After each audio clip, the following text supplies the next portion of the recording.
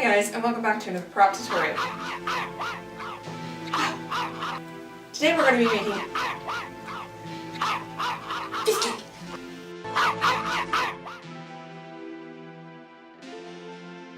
Today, I said no. Alright, come on. Yes, I know. Today we're going to be making Fizzgig from dark crystal. Keep on watching.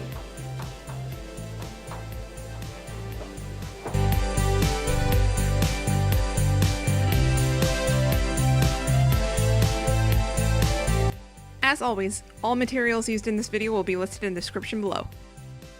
I'd been wanting to make a replica puppet of Fizzgig for many years now, and then I realized I had some great brown faux fur in my stash to start this project. I'm using haft foam spheres for a skull base.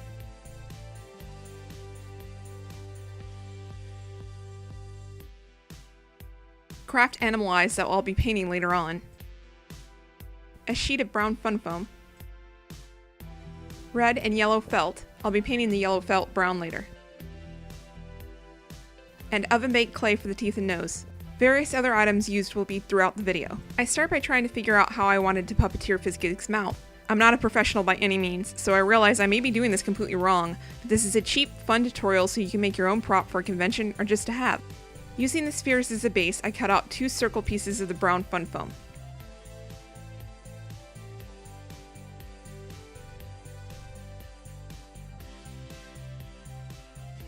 I hot glue one piece to the top sphere and cut the other sphere in half to become his lower jaw.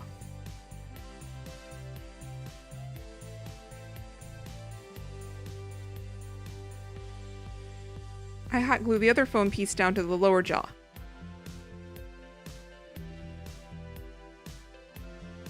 For the overhang, I'm creating a thumb slide with another piece of fun foam.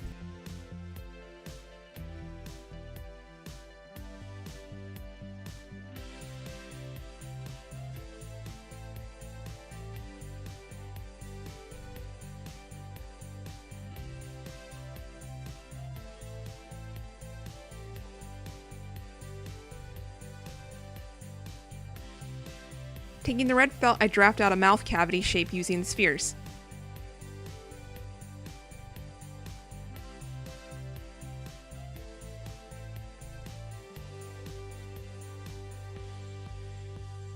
I glue the felt down completely to the lower jaw, but only glue a crescent shape for the top jaw. This will allow 4 fingers to slide into the skull area to control the mouth.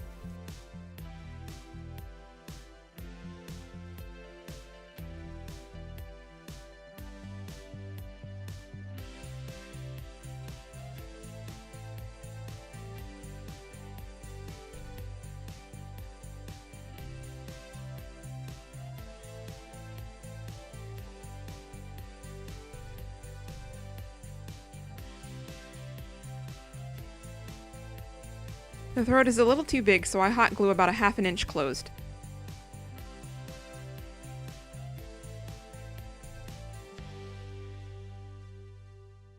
I draw out a quick template for the back of his throat and cut it out in foam, gluing it down. For the texture at the roof of his mouth, I'm using hot glue to create curving lines that will be shaded and painted later.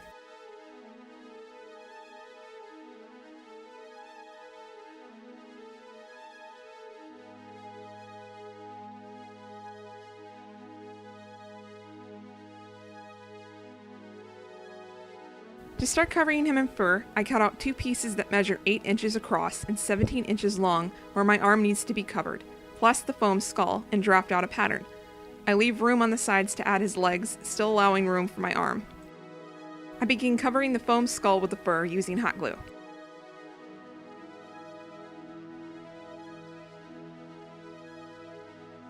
After the sides are glued down, I flip the fur inside out where I can see the seams and hand stitch them down with matching thread.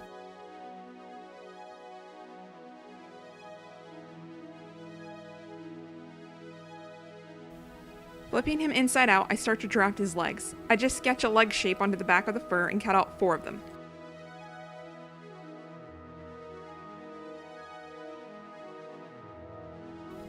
I sew them right sides together on my sewing machine and then flip them inside out.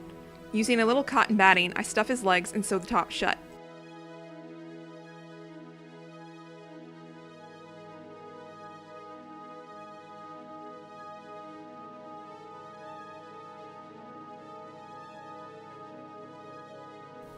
I draw up a quick sketch of his feet and transfer it to the yellow felt, cutting out 4 pieces.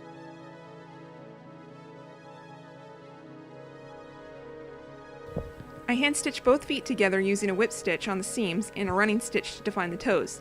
I flip them out and stuff a bit of batting into them and sew the ends closed.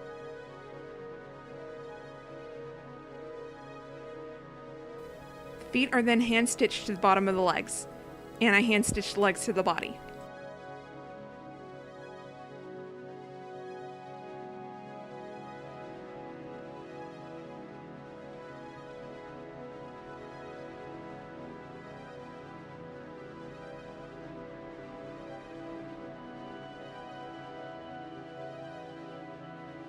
I measure out his nose to be at about 1 inch across and start to sculpt it with oven-baked clay.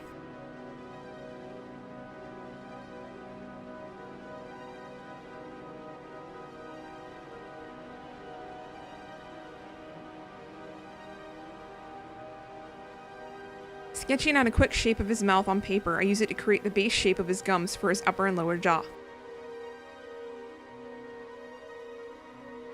I start by rolling out a tube of clay and then press it down to make the gums flatter. I count the number of teeth I can see in my reference images and start making little cone shapes for his teeth. I replicate the same shape but smaller for the teeth at the very back of his throat.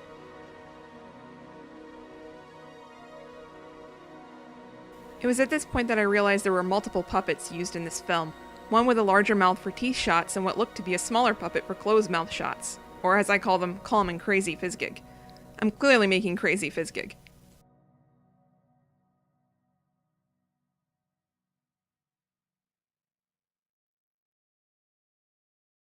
After everything is sculpted, I bake all the pieces at 285 degrees for about 30 minutes.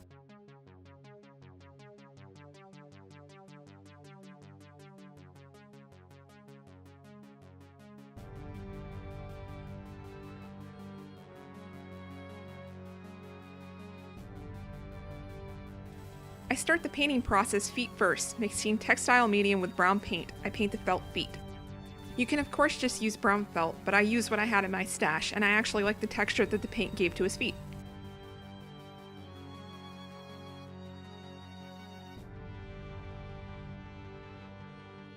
I then glue on his teeth using contact cement.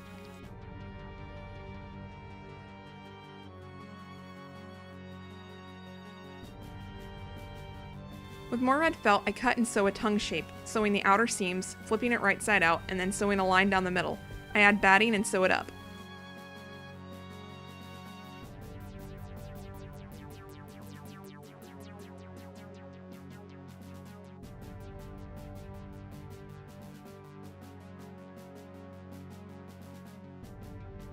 The tongue is then glued to the back of the throat.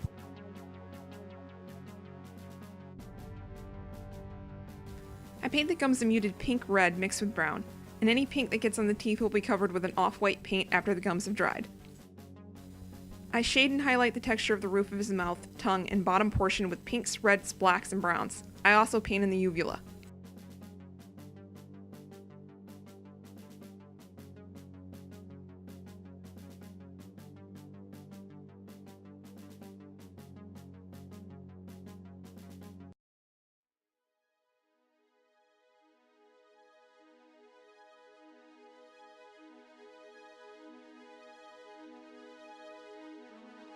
The back teeth are then applied using contact cement.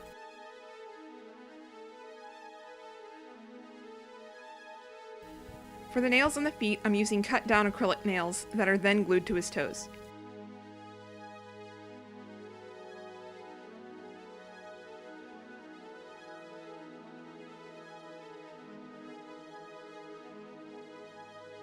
I add 2 rows of 1.5 inches pieces of fur that measure the top and bottom of his mouth, add shape, and essentially give him lips, hiding the gums. Time for a haircut. I trim the fur near his muzzle down and then use a water light brown acrylic paint mixture to darken the area. I also cut in some definition lines around the nose area.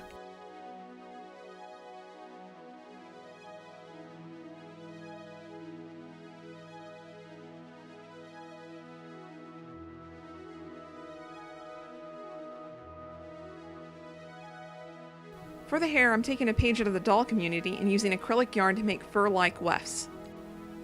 I'll post a video link below where you can learn how to do this in more detail, but you basically take a pet comb and brush the yarn apart to create what is essentially crepe wool.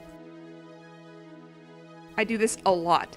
Literally 5 hours of yarn weft making.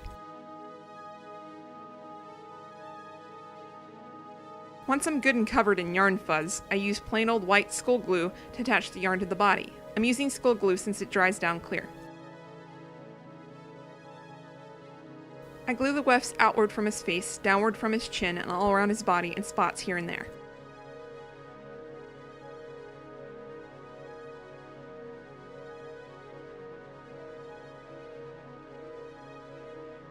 Originally I was going to use the base store-bought eyeballs, but they just didn't look right, so I painted them and cut off the plastic pieces in the back. I also added a piece of brown foam to act as eyelids.